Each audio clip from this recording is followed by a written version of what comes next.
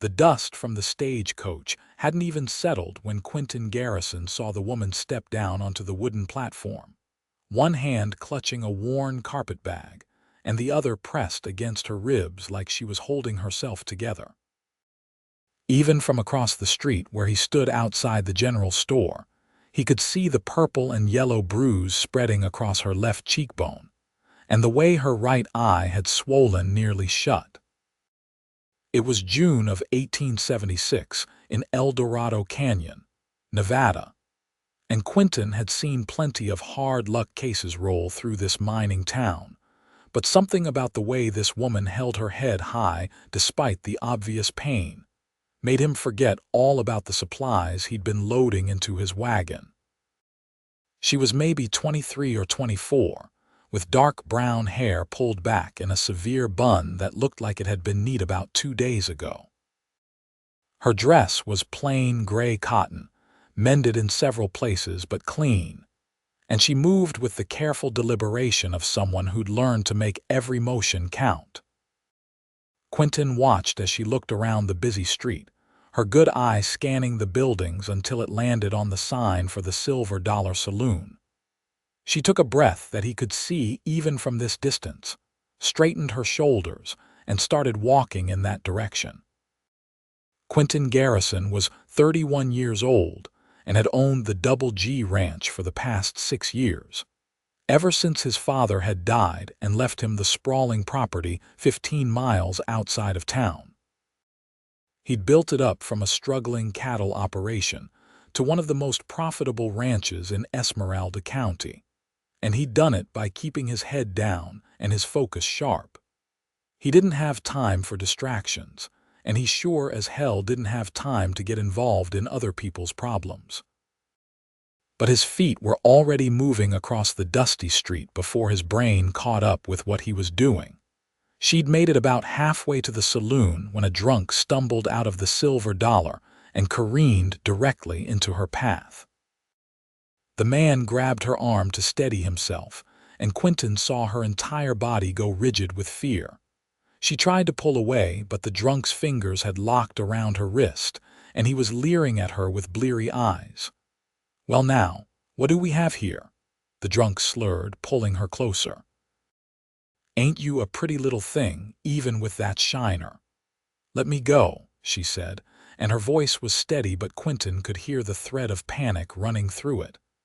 "Now, why would I do that? A woman like you, all alone, looking like someone already roughed you up. Maybe you like it rough." Quinton's hand closed around the drunk's shoulder and spun him away from the woman with enough force that the man's grip broke. "The lady asked you to let go," Quinton said, his voice low and dangerous. "Get on out of here before I decide to help you along."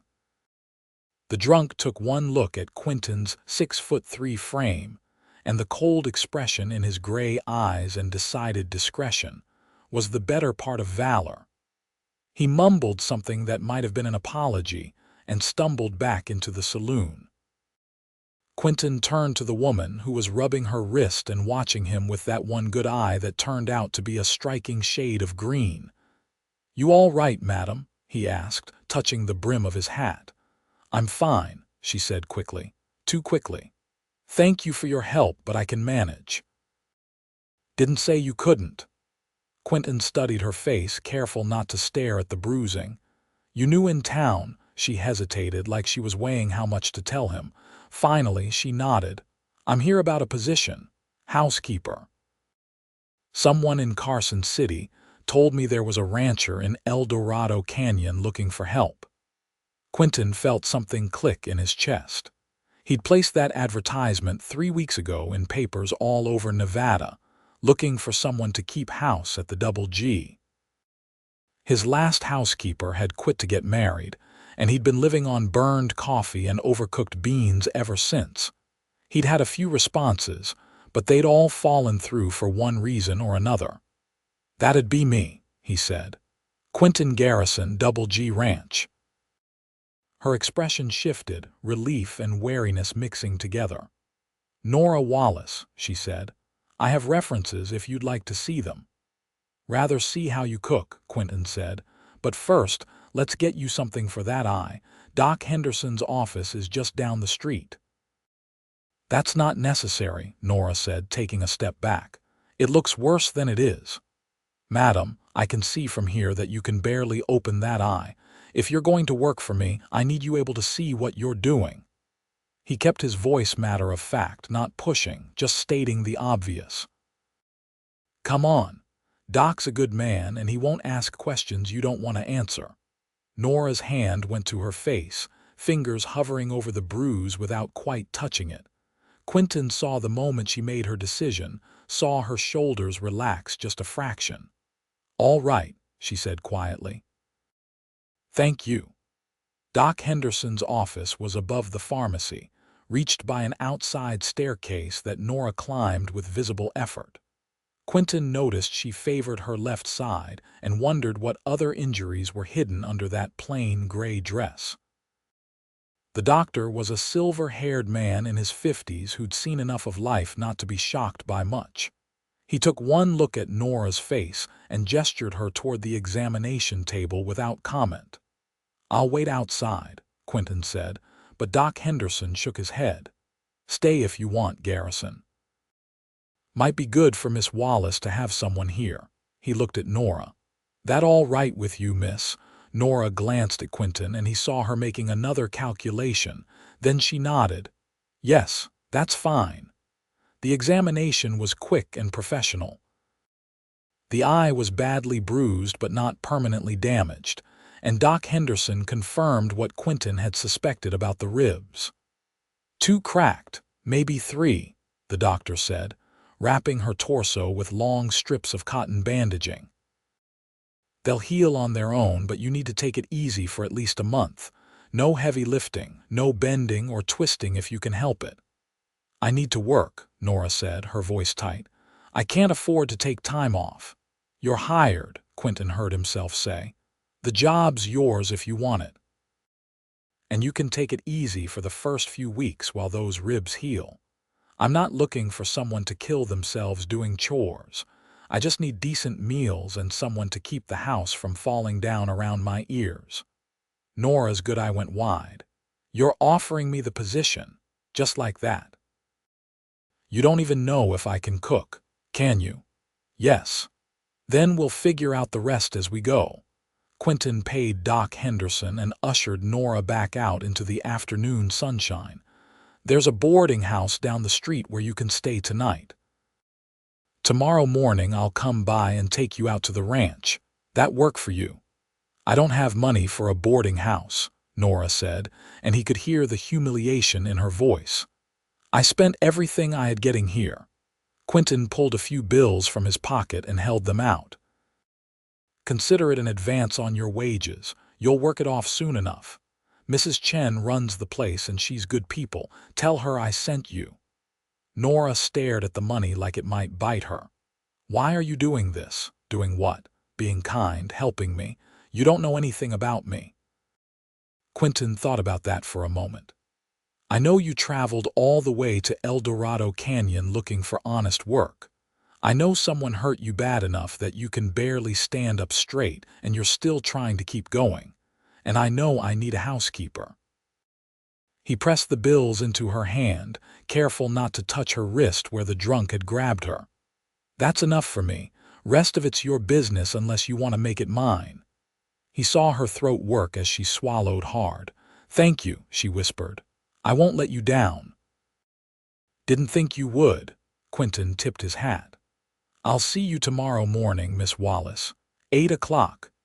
He watched her walk toward Mrs. Chen's boarding house, still moving with that careful precision, and felt something he hadn't felt in a long time. Protective. It was a dangerous feeling for a man who'd spent the last 6 years building walls around his heart.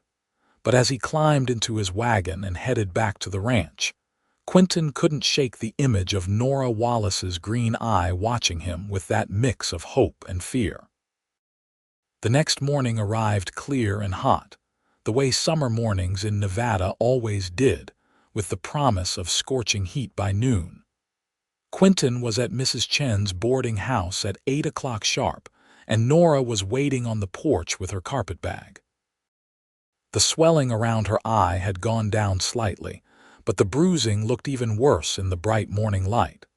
She'd changed into a different dress, this one a faded blue, and she'd managed to tame her hair into a neat bun again.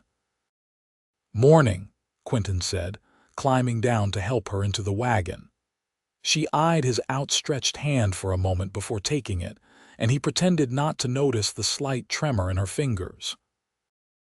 The ride out to the Double G took about 45 minutes, following a dusty road that wound through scrubland and rocky outcroppings, before opening up into the valley, where Quinton's ranch sprawled across several thousand acres.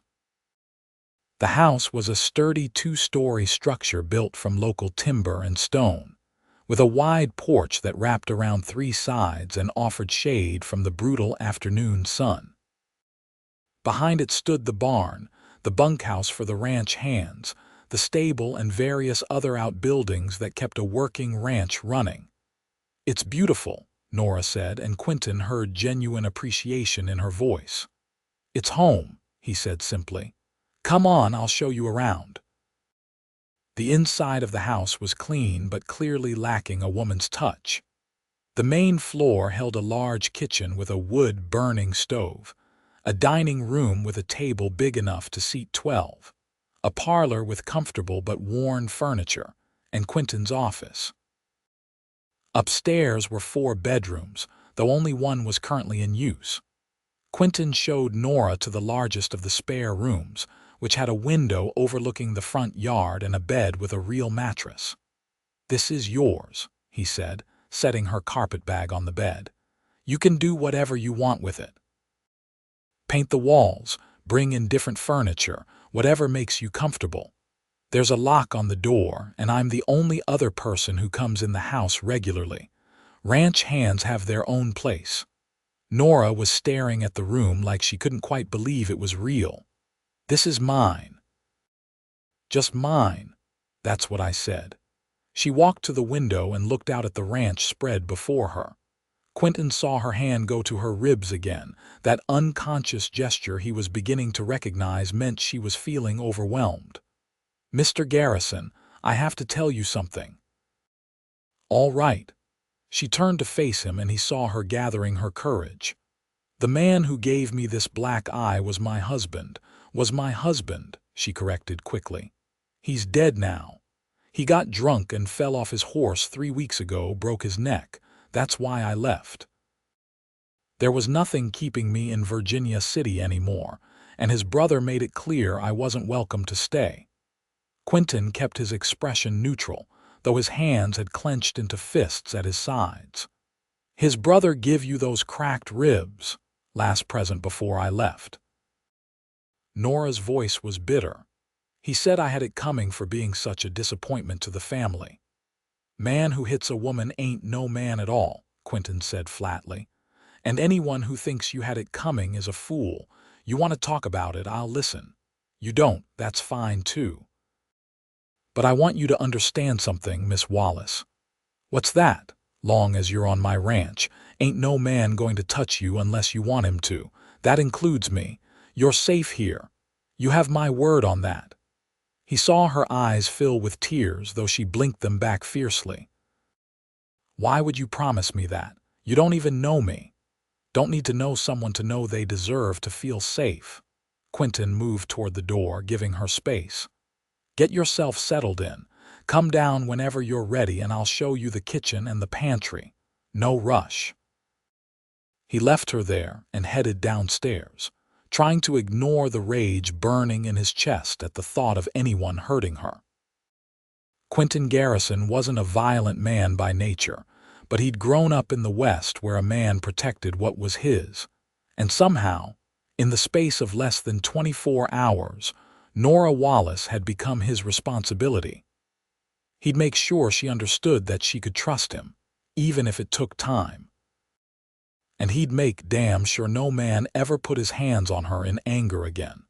Nora came downstairs about an hour later, having changed into a simple work dress with an apron tied over it.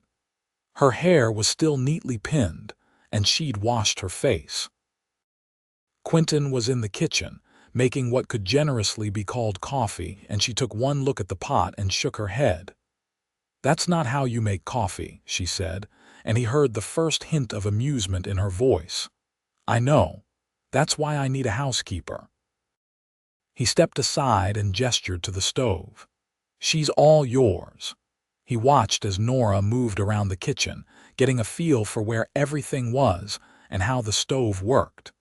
She moved carefully because of her ribs, but there was a competence to her actions that told him she knew what she was doing.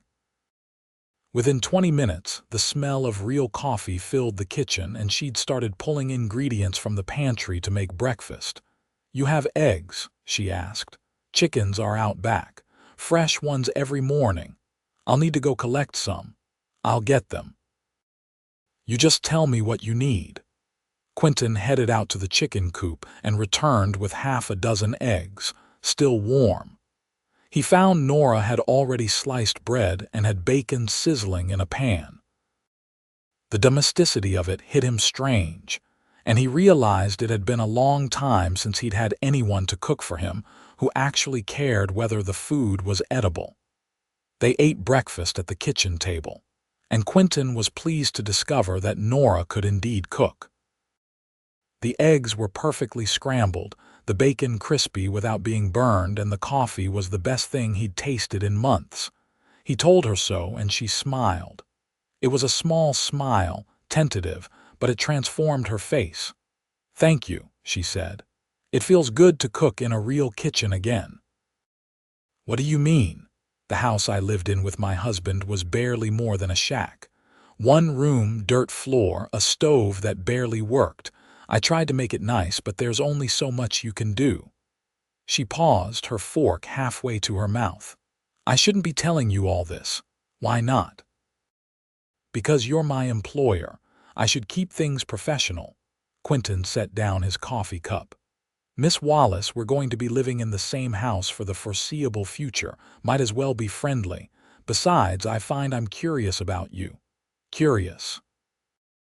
"You traveled alone all the way from Virginia City to answer an advertisement for a housekeeping position. That takes guts. I want to know what else you've done." She looked at him for a long moment, like she was trying to figure out if he was sincere. Then she said, "Not much worth telling. I grew up in Sacramento. My parents died when I was 16, cholera outbreak. I went to work for a family there as a maid, and that's where I met Thomas, my husband. He was working as a ranch hand on a neighboring property. He seemed nice at first, charming, said all the right things."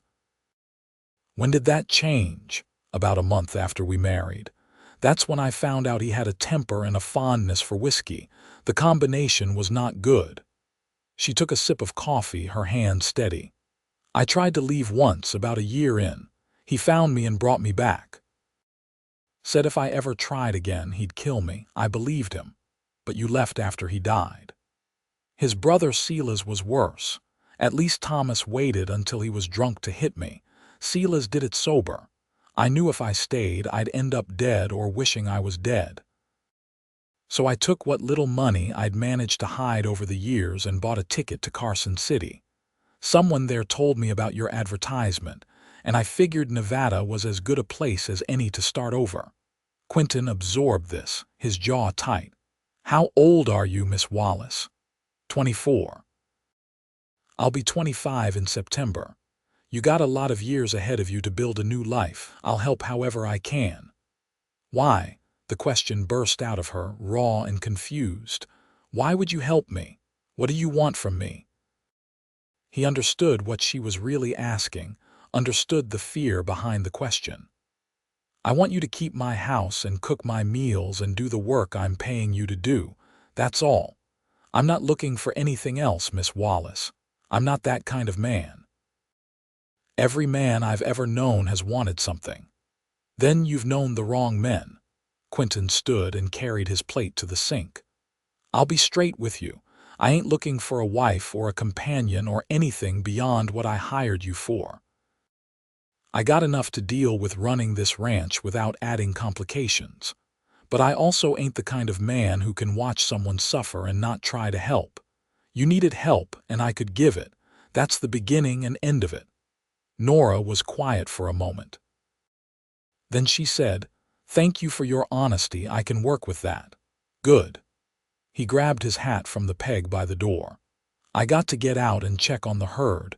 You take today to get familiar with the house and the property. There's a gun in the cabinet in my office, loaded. You know how to shoot." "Yes." "Good. Anyone comes around who ain't me or one of my hands, you don't let them in. And if they try to force their way in, you shoot first and ask questions later. Clear, crystal clear. I'll be back around sunset. Don't worry about cooking a big dinner. Whatever you feel up to is fine." He left her there and headed out to start his day. But he couldn't quite shake the feeling that bringing Nora Wallace to the Double G was going to change his life in ways he couldn't yet imagine. The days settled into a rhythm. Nora proved to be everything Quinton had hoped for in a housekeeper and more. She kept the house spotless, cooked meals that made him actually look forward to coming inside at the end of the day, and managed to do it all while nursing her cracked ribs. He'd catch her sometimes, one hand pressed to her side and her face tight with pain, but she never complained. She was quiet, keeping mostly to herself, and he respected that. Trust had to be earned, especially from someone who'd been hurt as badly as she had. It took about a week before she started to relax around him. He made a point of being predictable, coming in at the same times every day, keeping his distance, never raising his voice. He treated her with the same respect he'd treat any other person in his employ, and slowly, he saw the fear in her eyes start to fade. She began to talk more during meals, telling him about the book she was reading or asking questions about the ranch. He learned she was smart, had a quick wit, and possessed a quiet strength that he found himself admiring more each day. 2 weeks after she'd arrived, Quinton came in from the range to find Nora in the kitchen, her face flushed with anger and her hands shaking. On the table was a letter, the paper crumpled like she'd tried to throw it away and then changed her mind. "What's wrong?" he asked immediately. "Nothing. It's nothing." But her voice was too tight and he could see she was holding back tears. "Don't look like nothing." She gestured to the letter. "It's from my brother-in-law, Sila's. I don't know how he found me, but he did. He says I owe him money for taking care of Thomas's affairs, and if I don't pay, he's going to come here and collect it himself." Quinton picked up the letter and read it. The words were crude and threatening, full of barely veiled violence. He felt his anger rise, cold and controlled. "How much does he claim you owe?" $500. "It's a lie. Thomas didn't have any affairs to settle. We own nothing. Sila's is just looking for an excuse to hurt me." "He ain't going to touch you." Quinton refolded the letter and stuck it in his pocket. "You let me handle this. You don't understand. Sila's is mean. He'll come here looking for a fight. Then he'll find one." Quinton's voice was flat. "Miss Wallace, I meant what I said. Nobody's going to hurt you while you're under my protection. If Sila's wants to come here and try, he's welcome to. But he'll find out real quick that I don't take kindly to men who threaten women. I don't want you to get hurt because of me." The concern in her voice surprised him. He looked at her, really looked at her, and saw that she genuinely cared about his well-being. It had been a long time since anyone had worried about him. "I appreciate that," he said quietly, "but I can take care of myself, and I can take care of you too. That's what you need to trust." She searched his face and he held still under her scrutiny. Finally, she nodded. "All right, I'll trust you. Good. Now is dinner ready? I'm starving." She laughed, a small sound but real, and turned back to the stove. "Give me 15 minutes. Sila's showed up 3 days later." Quinton was in the barn when one of his ranch hands, a young man named Pete, came running. "Boss, there's a man at the house. Mean-looking fellow. Miss Nora saw him coming and locked herself inside. He's banging on the door demanding she let him in." Quinton was moving before Pete finished talking. He grabbed his rifle from where it leaned against the barn wall and headed for the house at a run. He could hear the shouting before he saw the man. Silas Wallace was about 40, built thick and solid, with a red face and mean eyes. He was pounding on the front door with one meaty fist.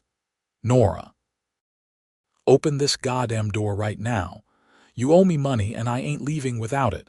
"You're leaving right now," Quinton said, his voice cutting through the noise. "Get off my property." Silas spun around, his hand dropping to the gun at his hip. He took in Quinton's size and the rifle in his hands and seemed to recalculate. "You Garrison, that's right, and you're trespassing. That woman in there is my sister-in-law. She owes me money." "She doesn't owe you a damn thing. I read your letter. It was lies and threats, and I don't take kindly to either on my land." "She tell you that? She's lying. Thomas's funeral cost money, and someone's got to pay for it. From what I understand, Thomas broke his neck falling off a horse because he was too drunk to sit straight. I'm guessing you planted him in the ground with as little ceremony as possible, and are now trying to shake down his widow for money she doesn't have." "That about right." Silas's face went even redder. "You calling me a liar? I'm telling you the truth. Now get on your horse and ride out of here, or I'll have my men escort you off the property. And if you ever come back, I'll have the sheriff arrest you for trespassing and harassment. You can't tell me what to do. That's my family in there. Miss Wallace is under my protection now. That makes her my concern, and I'm real protective of what's mine." Quinton raised the rifle, not quite pointing it at Silas but making the threat clear. "Last chance. Ride out or I'll make you." For a moment he thought Silas was going to try something stupid. The man's hand twitched toward his gun, and Quinton saw Pete and two other ranch hands moving up behind him, their own weapons drawn. Silas saw them too and seemed to finally understand he was outnumbered. "This ain't over," Silas snarled. "She's going to pay what she owes. It is over. Don't come back here again. Next time I won't be so polite." Silas spat in the dirt and stalked toward his horse.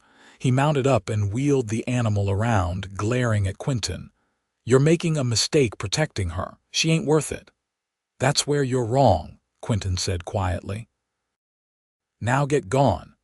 He watched until Silas disappeared down the road, then lowered the rifle and turned to the house. "Miss Wallace, he's gone. You can come out now."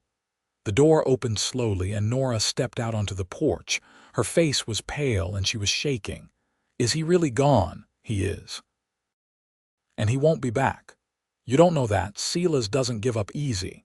"Maybe not. But he knows now that if he comes back here, he'll be dealing with me and my men. That should be enough to discourage him." Quinton handed the rifle to Pete. "Keep an extra watch tonight just in case. I don't think he's stupid enough to try anything, but I don't want to take chances." "Yes, sir," Pete said, and headed off to spread the word to the other hands. Quinton looked up at Nora, who was still standing on the porch looking shaken. "You all right?" "I don't know. I feel like I should be sorry you had to deal with that, but mostly I'm just relieved." "No need to be sorry. That's what I'm here for."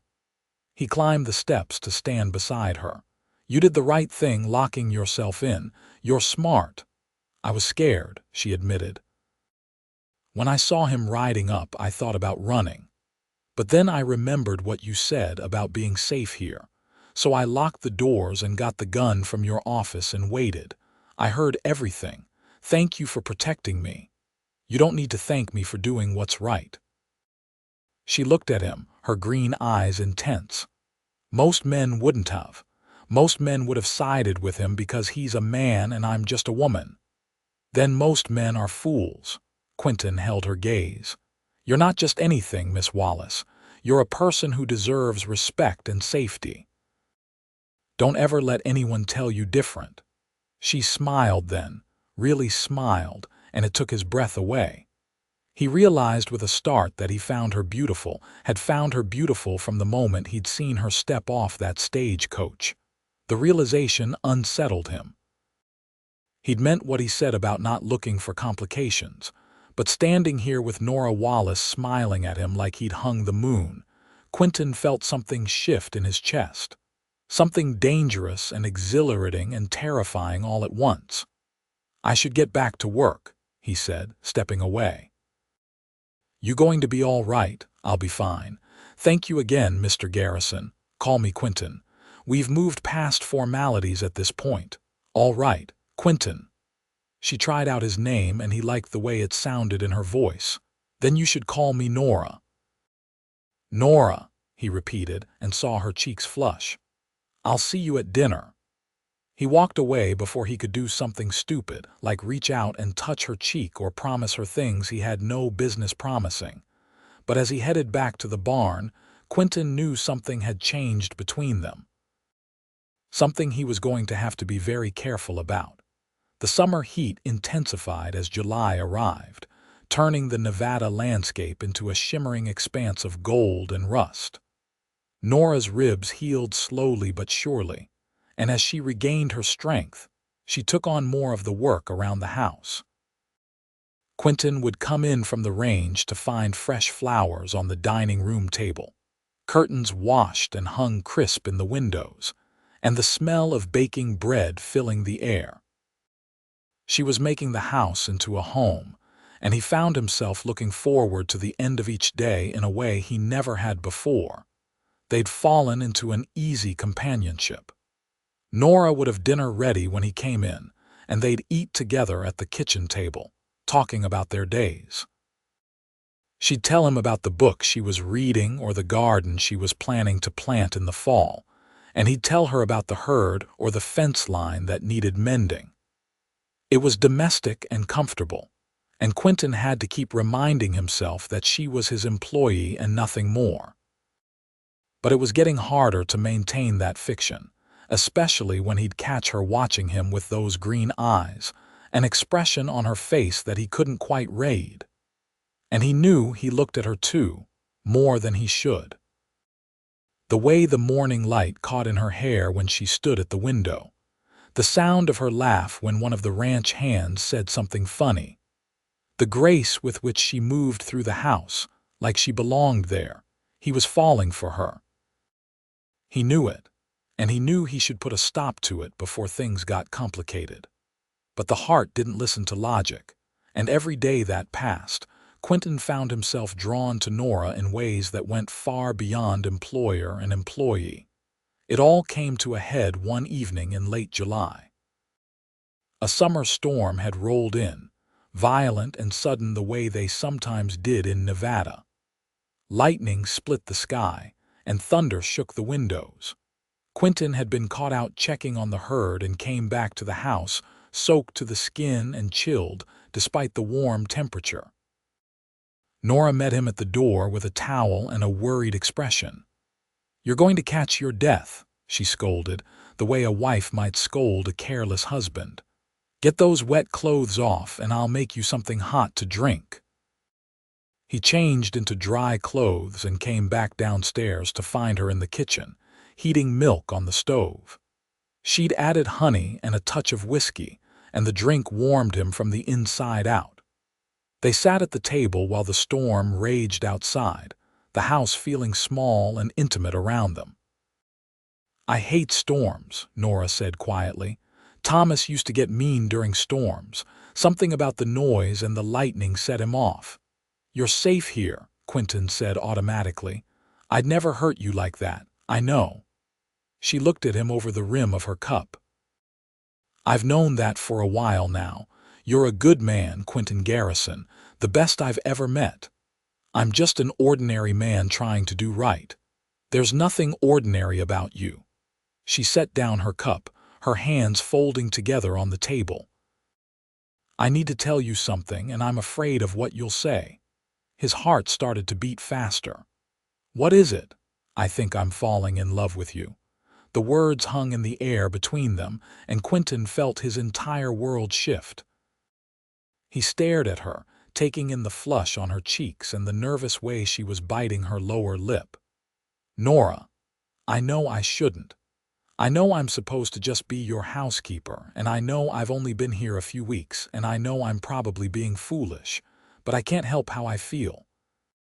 You've been kinder to me than anyone in my entire life. You make me feel safe and valued and seen. And I look forward to seeing you every day, and when you're out on the range, I worry about you, and when you smile at me, my heart does this stupid fluttering thing. I think that's love, isn't it? Quinton didn't know what to say. Part of him wanted to pull her into his arms and tell her he felt the same way. But another part, the careful part that had kept him safe for so long, was screaming at him to be cautious. Nora, you just got out of a bad marriage. You've been through hell. Are you sure what you're feeling is love and not just gratitude? I know the difference, she said firmly. I was married to Thomas for 5 years. I never felt for him what I feel for you, not even in the beginning when I thought I loved him. This is different. You're different. I'm 7 years older than you. So, you're vulnerable right now. I'm not as vulnerable as you think. I'm stronger than I look, Quinton. I survived 5 years of hell and I got myself out. I know my own mind. He reached across the table and took her hand, feeling the calluses on her palm from hard work. I don't want to take advantage of you. You're not. If anything, I'm taking advantage of you by bringing this up when we live in the same house and you're my employer. But I couldn't keep it inside anymore. I needed you to know. She turned her hands so their fingers laced together. I'm not asking you to feel the same way. I just needed to be honest. Quinton looked down at their joined hands and felt something in him break loose. All the walls he'd built around his heart, all the careful distance he'd maintained, crumbled in the face of Nora's courage. I do feel the same way, he said quietly. I've been fighting it because I didn't think it was right. But I've been falling for you since the day I saw you step off that stagecoach with your head held high despite everything you'd been through. You're the bravest person I've ever met, and every day I spend with you, I fall a little harder. Her eyes filled with tears, but she was smiling. Really? Really? He stood up and pulled her to her feet, careful of her still healing ribs. But we need to do this right. I don't want you to ever feel like you have to be with me because I'm your employer or because you need a place to stay. I want you to choose me because you want to, not because you have to.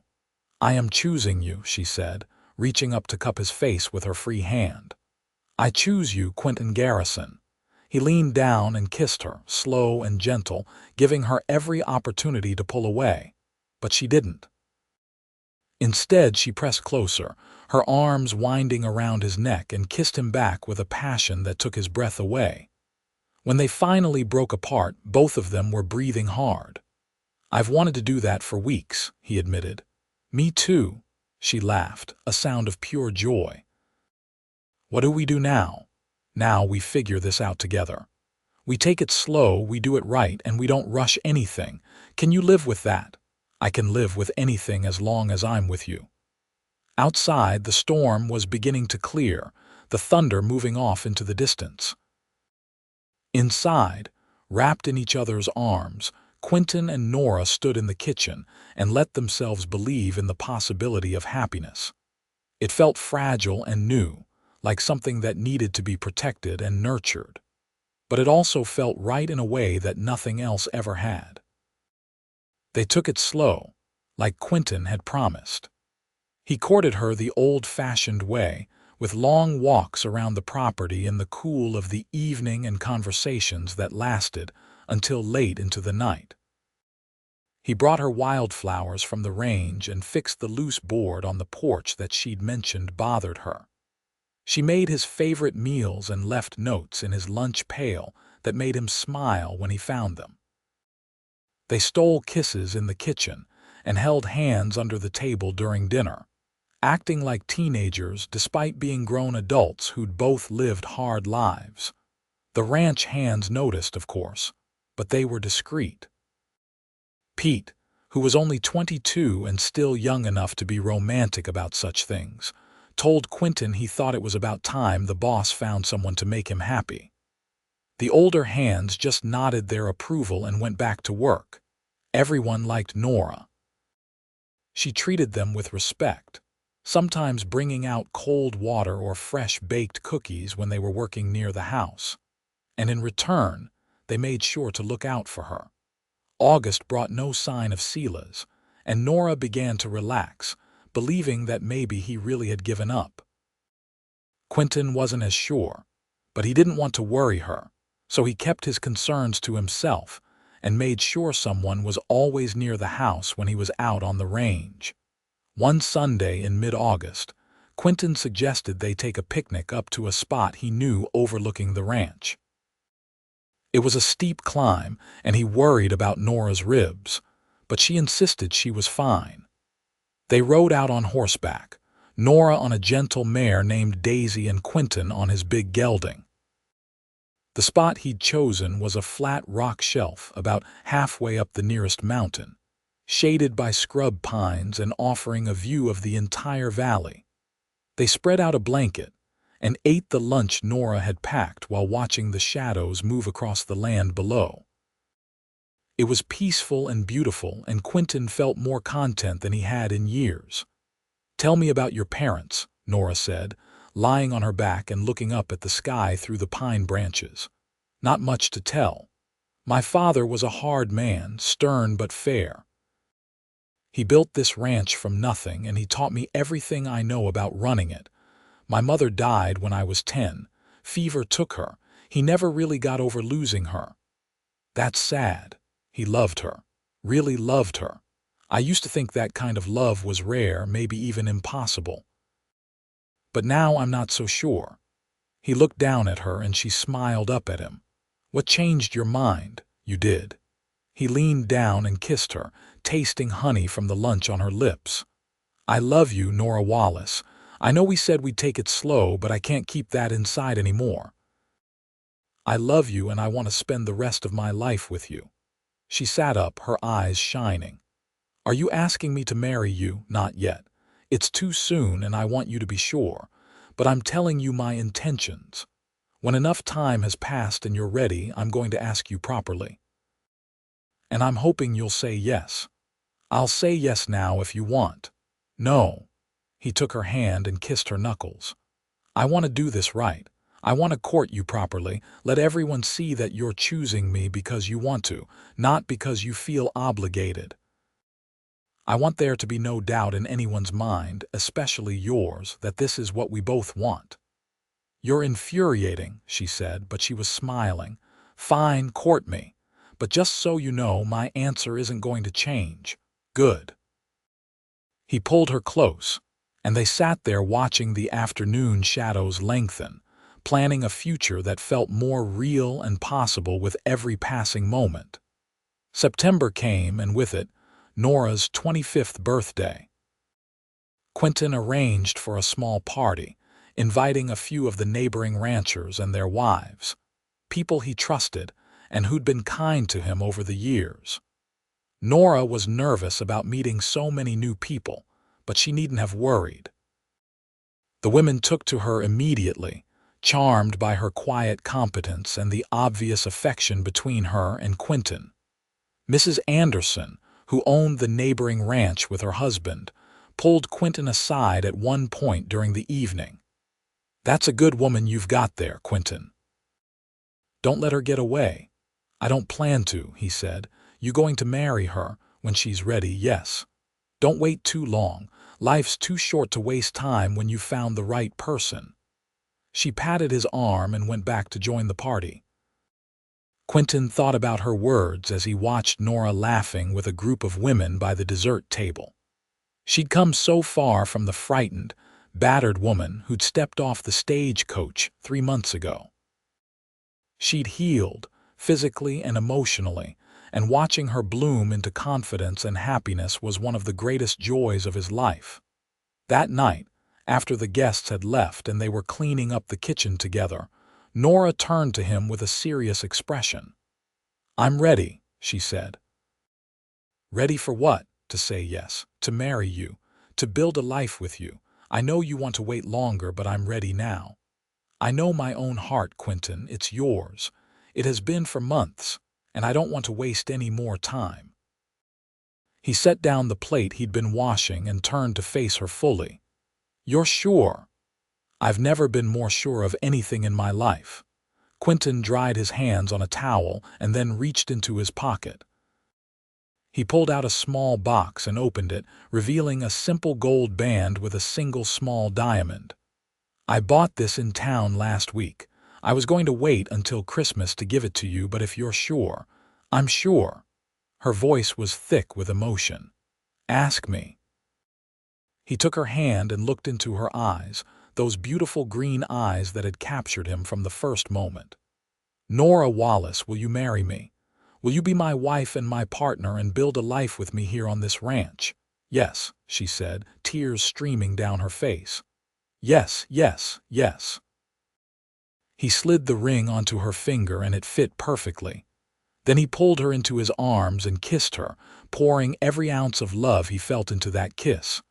When they finally broke apart, both of them were smiling so hard their faces hurt. "When?" he asked. "Soon. I don't want a big wedding. Just us and maybe a few close friends. Is that all right?" "That's perfect. We'll go into town next week and talk to the minister. We can be married before October if you want." "I want." She looked down at the ring on her finger, then back up at him. "I love you, Quinton Garrison. Thank you for saving me. Thank you for loving me. Thank you for giving me a reason to believe in happiness again." "You saved yourself," he said gently.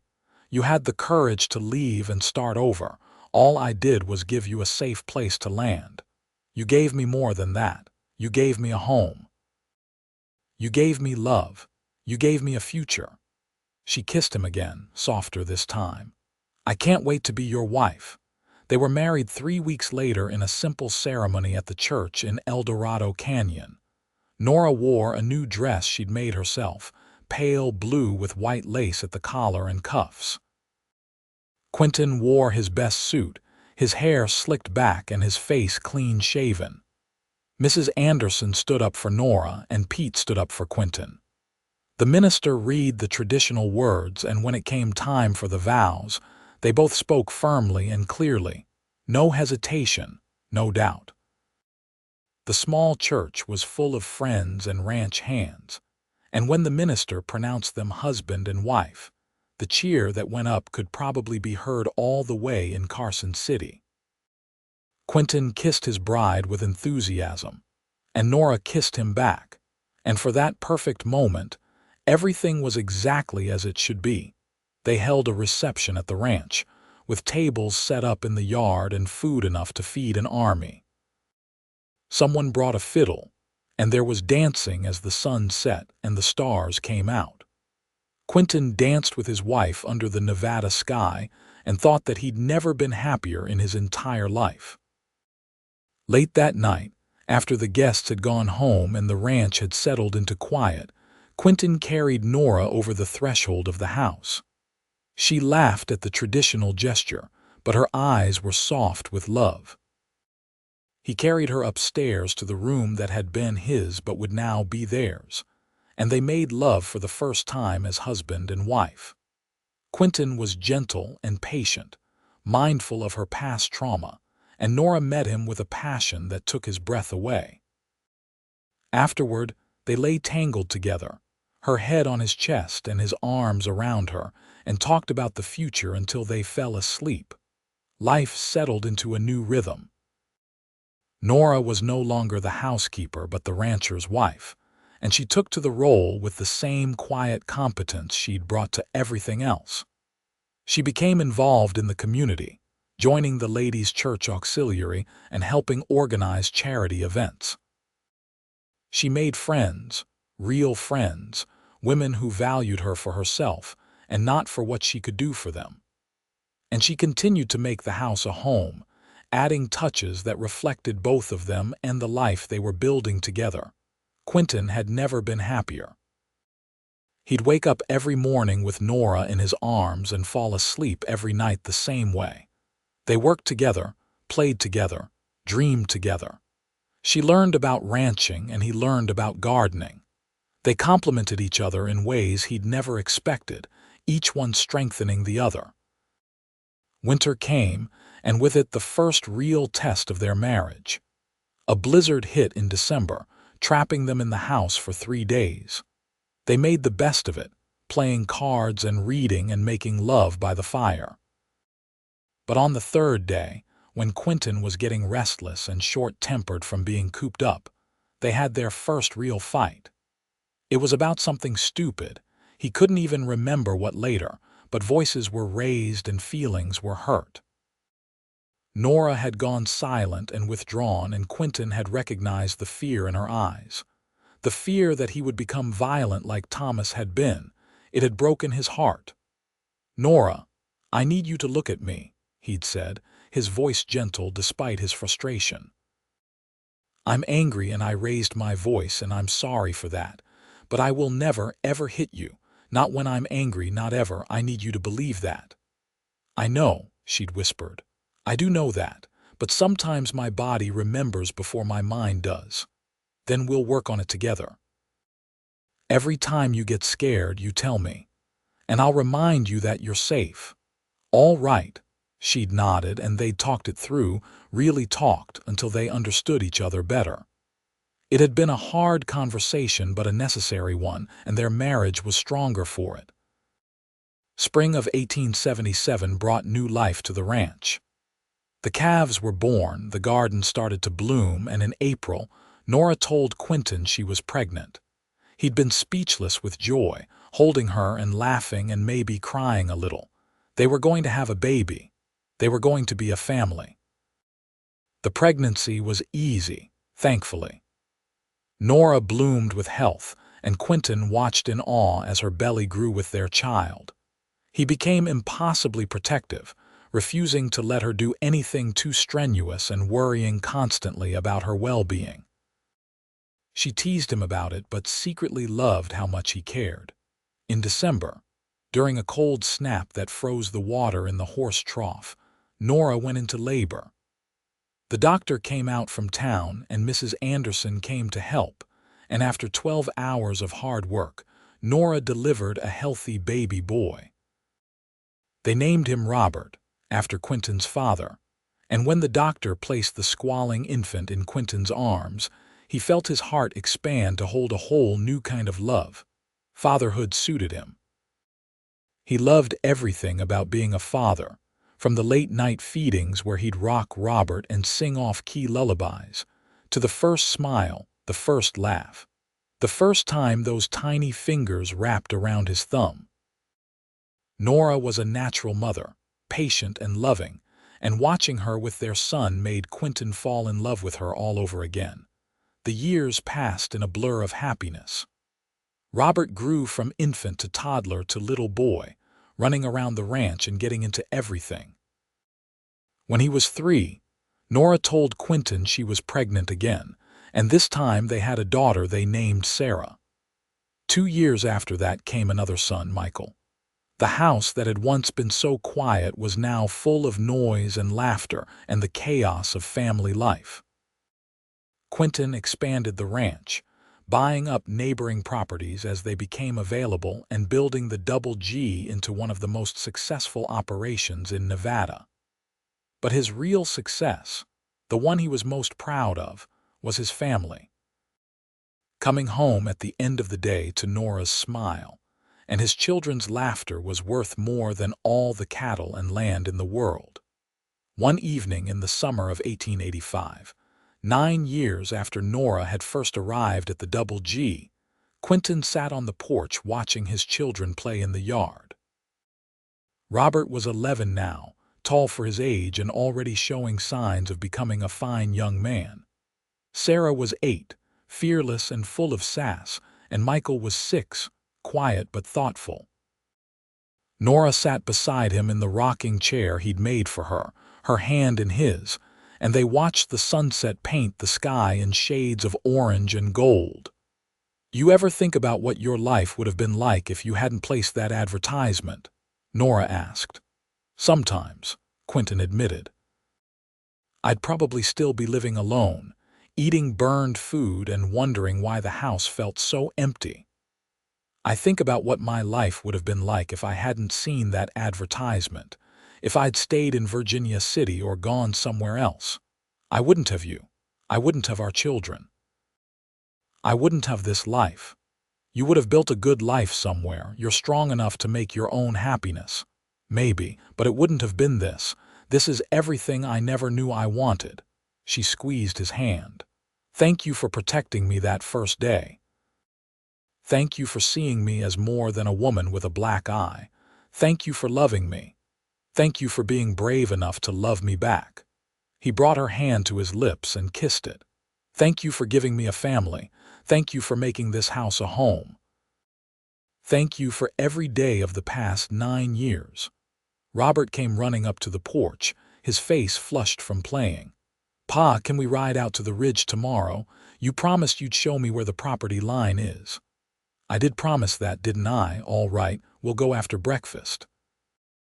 Can I come too? Sarah asked, not wanting to be left out. Me too, Michael chimed in. Quinton laughed. All right, we'll all go, make a family outing of it. Your ma can pack a picnic lunch. Yes. The children cheered and ran off to continue their game. You're going to spoil them, Nora said, but she was smiling. A little spoiling never hurt anyone. Besides, they work hard. They deserve some fun. He stood and pulled her to her feet. Come on, let's get these wild ones inside and fed before they run themselves into exhaustion. They gathered their children and headed inside, and as Quinton closed the door behind them, he took a moment to appreciate the life he'd built. It hadn't been easy.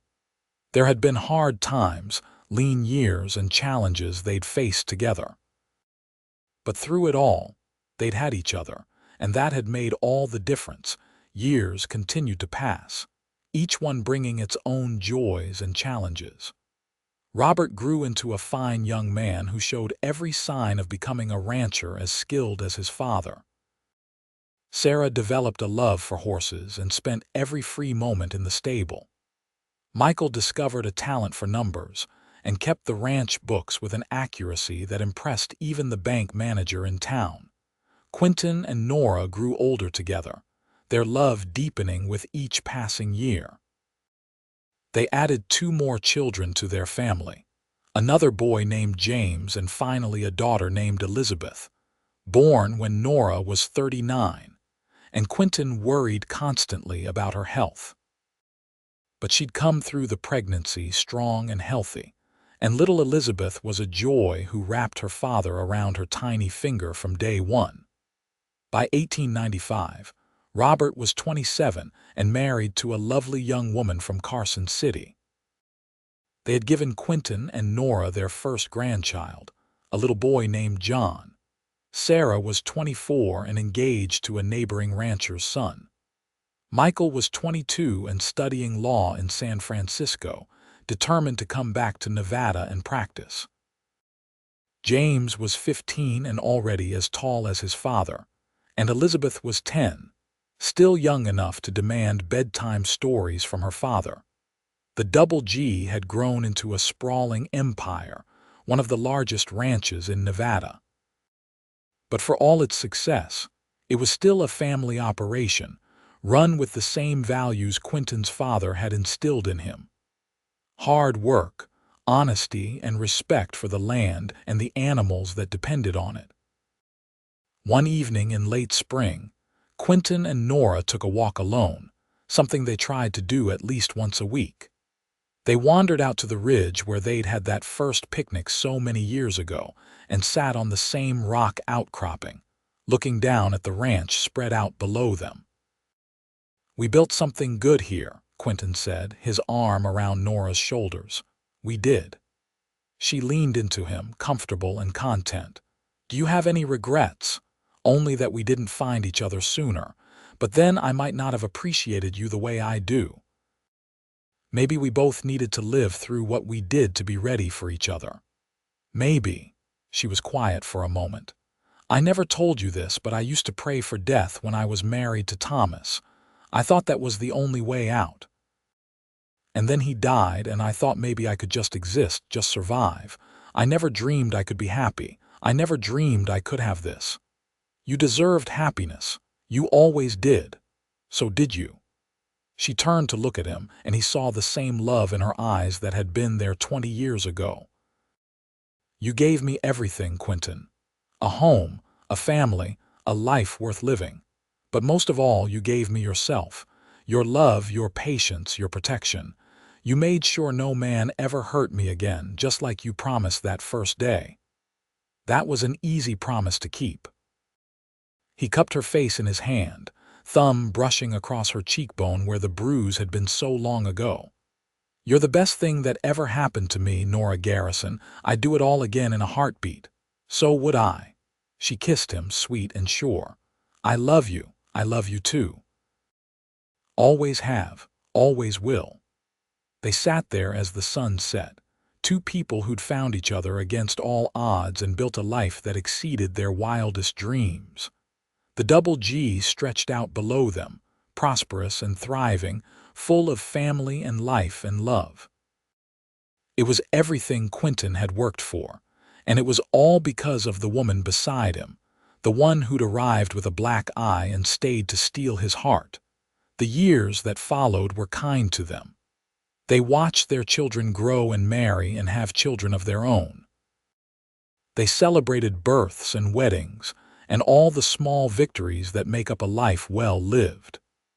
The ranch continued to prosper, and the Garrison name became synonymous with integrity and success throughout Nevada.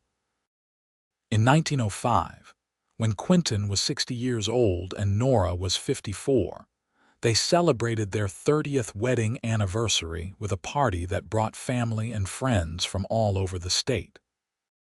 Their children and grandchildren filled the house, and as Quinton looked around at the faces of the people he loved, he felt a profound sense of gratitude. He'd been blessed beyond measure, and he knew it.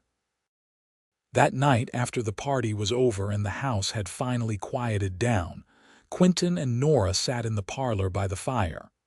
The house they'd shared for so long was peaceful around them, full of memories and love. "Thank you," Nora said softly. "For what?" "For 30 years of happiness. For giving me a life I never thought possible. For being the man I always needed but never thought I'd find. The pleasure was all mine." He pulled her close, and she rested her head on his shoulder. "You know what I think about sometimes?" "What?" "That day you stepped off the stagecoach. I saw you standing there, hurt and scared but still fighting, and something in me just knew that you were going to be important to me, knew that I couldn't walk away. I'm glad I listened to that feeling. So am I." She tilted her head to look up at him. "Promise me something, anything. Promise me that whatever years we have left, we'll live them just like this. Together, surrounded by family, grateful for every day." "That's an easy promise to make." He kissed her forehead. "I love you, Nora, today, tomorrow, and every day after that. I love you too, Quinton. Always and forever." They sat there in the firelight, two people who'd found love in the most unlikely circumstances and built something beautiful from it. The Wild West that had shaped their early years had been tamed, and the new century had brought changes they could never have imagined. But some things remained constant: love, family, and the promise that Quinton had made to Nora all those years ago. No man would ever hurt her again. He'd made sure of that, and he'd do it every day for the rest of his life. The Double G Ranch continued to thrive under the Garrison family's care for generations to come. But the heart of it, the foundation upon which everything was built, was the love story of Quinton and Nora. A rancher and a housekeeper who'd found each other when they both needed saving and had saved each other in return. Their story became a family legend, told and retold to children and grandchildren, a reminder that sometimes the best things in life come from the most unexpected places. And in the end, that's what mattered most. Not the size of the ranch or the success of the business, but the love they'd shared and the family they'd built. It was a legacy worth more than gold, And it all started with a single act of kindness on a dusty street in El Dorado Canyon, Nevada, in the summer of 1876. The Wild West had been a hard place, full of danger and uncertainty. But it had also been a place where people could start over, where second chances were possible, and where love could bloom in the most unlikely soil. Quinton and Nora had proven that, and their story stood as a testament to the power of compassion, courage, and the human heart's ability to heal and love again. They lived out their days on the Double G, growing old together with grace and gratitude. Quinton passed away peacefully in his sleep at the age of 78, with Nora holding his hand. She followed him just 2 years later at the age of 73, surrounded by the children, grandchildren, and great-grandchildren they'd created together. They were buried side by side on a hill overlooking the ranch, their graves marked by simple headstones that bore their names and the dates of their lives. But their real memorial was the ranch itself, still thriving under family ownership, and the descendants who carried on their values of hard work, integrity, and love.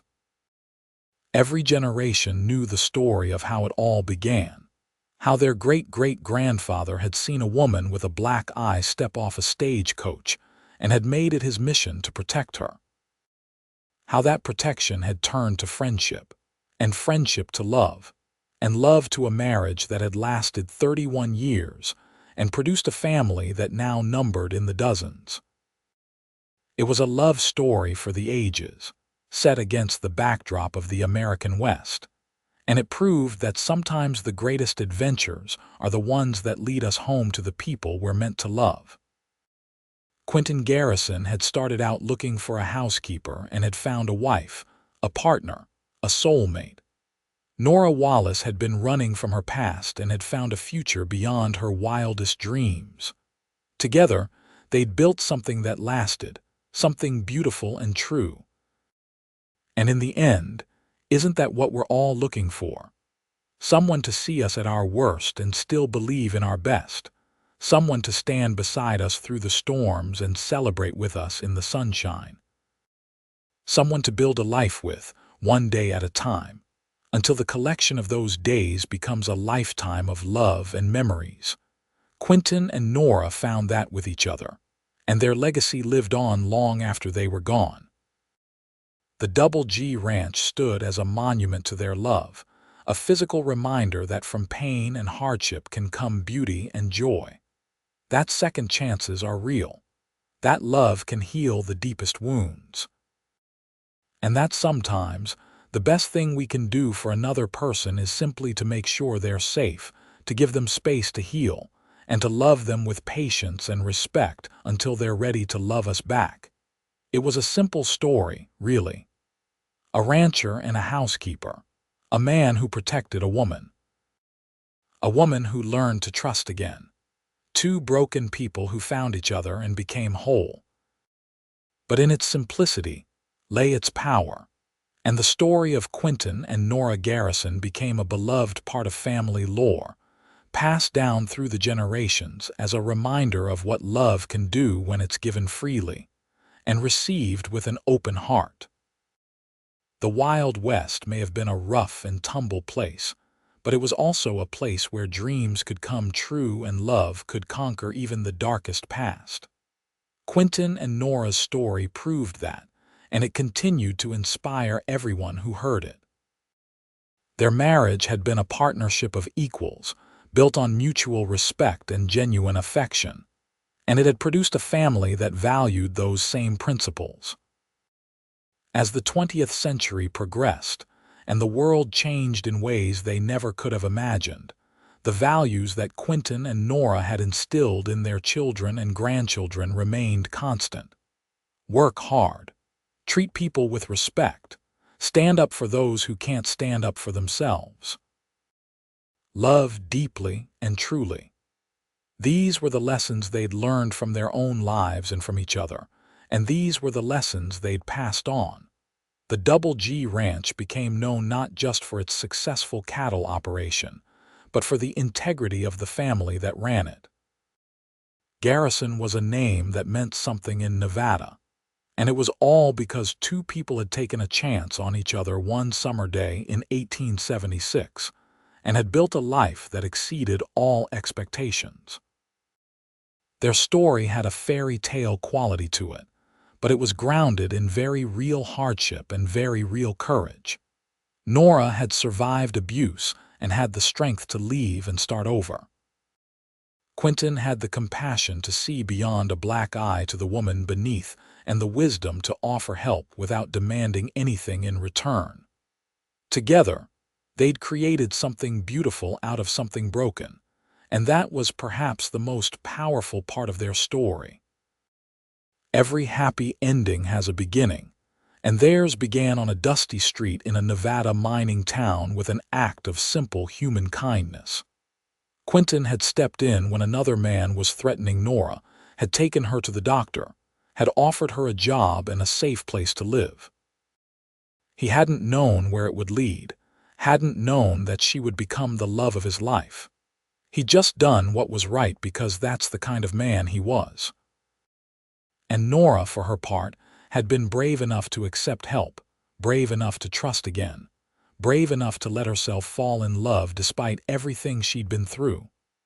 Her courage matched his compassion, and together they'd built a marriage that was truly partnership, truly equal, truly loving.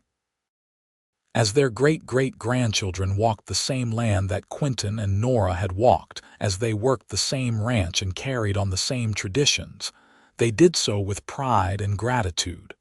They knew their history. They knew where they'd come from, and they knew that it all started with love. The Wild West was long gone by then, replaced by modern conveniences and changing times.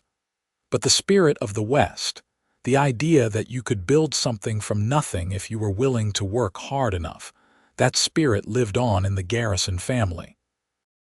And at the heart of it all was the love story that had started it all, the story of Quinton and Nora, a rancher and his housekeeper who'd become so much more. Their love had healed her wounds and filled his lonely house with laughter and warmth. Their marriage had produced children who went on to make their own marks on the world. Their legacy was one of love, hard work, and unwavering integrity. And it all began with a single moment of kindness, a single decision to help someone in need, a single choice to be a good person even when it would have been easier to look away. Quinton Garrison had made sure no man ever touched Nora Wallace again, just as he'd promised. But more than that, he'd given her a reason to believe in love, a safe place to heal, and a partnership that had lasted a lifetime.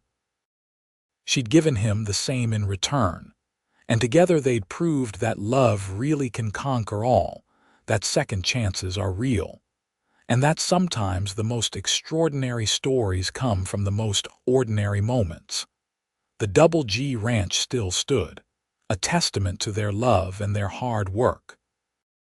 The family still gathered there for holidays and celebrations, still told stories of Quinton and Nora around the dinner table, still looked up at the hill where they were buried and felt grateful for the legacy they'd left behind. It was a love story that had stood the test of time, a romance that had lasted beyond death, a partnership that had created something lasting and beautiful. And if you visited the ranch on a quiet evening, just as the sun was setting and painting the Nevada sky in shades of gold and crimson, you might almost hear echoes of their laughter, might almost see two figures walking hand in hand across the land they'd loved, might almost feel the love that had started it all and had never really ended. Because true love doesn't end. It transforms, it continues, it lives on in the people and places it touched. Quinton and Nora Garrison's love story was one for the ages, a reminder that sometimes the most powerful thing we can do is simply to be kind, to offer help, to give someone a chance. From that single act of kindness had grown a love that lasted 31 years of marriage and continued long after both of them were gone. It had produced a family that now numbered in the hundreds, a ranch that still thrived, and a legacy of love and integrity that showed no signs of ending. They'd lived good lives, full lives, happy lives. They'd faced challenges and overcome them together. They'd raised their children with love and taught them the values that mattered. They'd built something lasting from the ashes of Nora's painful past and the loneliness of Quinton's solitary life. And in doing so, they'd proved that the Wild West wasn't just about gunfights and cattle drives and gold rushes. It was also about love, family, and the courage to start over when life knocked you down. Their story ended the way all good love stories should end, with two people who'd loved each other well, lived their lives to the fullest, and left behind a legacy that would last for generations. They'd had their happy ending, had built their forever, and had proved that sometimes, against all odds and despite all obstacles, love really does win in the end.